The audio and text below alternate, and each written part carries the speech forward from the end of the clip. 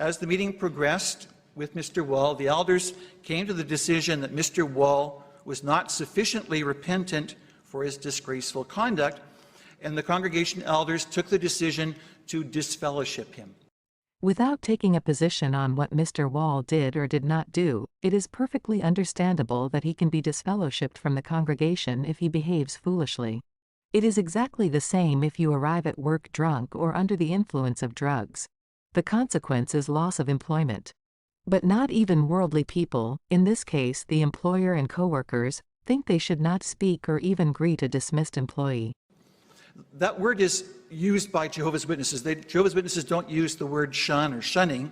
They refer to it as disfellowship, disfellowshipping, disfellowshipped, because that really gives the sense of what's taking place within this particular religious community. Disfellowship literally means no further spiritual fellowship with the individual. David Nam here explains that Jehovah's Witnesses do not use the word shunning. That word is used by Jehovah's Witnesses. Jehovah's Witnesses don't use the word shun or shunning. They refer to it as disfellowship, disfellowshipping, disfellowshipped.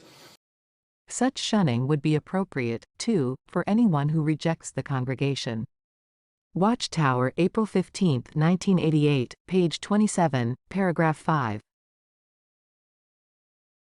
Same Watchtower, question for paragraph 8 in page 27. What advice did the Apostle John provide on shunning? And as I point out, sorry, Chief Justice. As I point out at paragraph 22 of my factum, the nature of the relationship then of a disfellowshipped person is not completely shunned.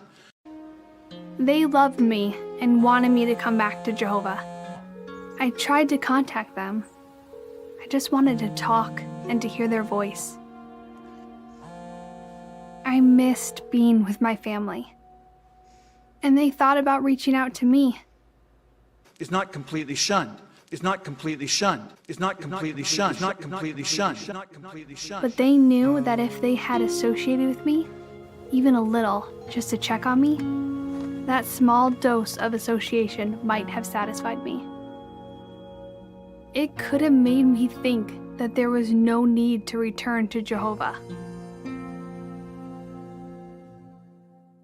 In the organization, it is automatically assumed that when a person is disfellowshipped or dissociated, he or she leaves Jehovah, or at the very least loses a good relationship with God. However, this is not always the case. The organization presents a very one-sided picture. There are many people for whom a relationship with Jehovah is still the most important thing in life. And it doesn't depend on whether you belong to an association or an organization. No one is originally dedicated to this organization. So, a good relationship with Jehovah does not depend on the organization. No one assumes that the organization redeems a person. That is what Jesus Christ does. Throughout history, there have been people who have established a good relationship with God without any kind of organization. The organization only feeds people the lie that a good relationship with God depends on whether you belong to the organization or not. The disfellowshipped person is able to come into the congregation, to the congregation meetings. They're able to attend in the Kingdom Hall of Jehovah's Witnesses. They're able to sit wherever they like. They can sing the spiritual songs with the congregation.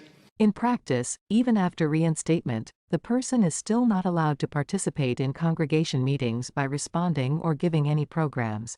And there are numerous ministries for which one cannot even apply until at least 5 years have passed since the person was reproved by the Judicial Committee. So reinstatement is just a formality. The punishment will still continue for a long time. This is a significant difference between Jehovah's forgiveness and the forgiveness of the organization. A disfellowshipped person unfortunately carries the stigma of being disfellowshipped for the rest of his life, because people within the organization do not forget that you were once disfellowshipped. Not until a new generation is born, and memories of past sins are slowly forgotten. That is the reality of forgiveness in this organization.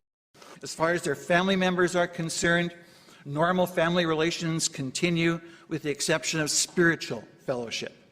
I tried to contact them. I just wanted to talk and to hear their voice. It's not completely shunned. It's not completely shunned. I missed being with my family. and they thought about reaching out to me. But they knew that if they had associated with me, even a little, just to check on me, that small dose of association might have satisfied me. And the door's not closed to Mr. Well either. The person who is disfellowshipped can, after a period of time, ask to be reinstated in the congregation, because that's the purpose of the discipline.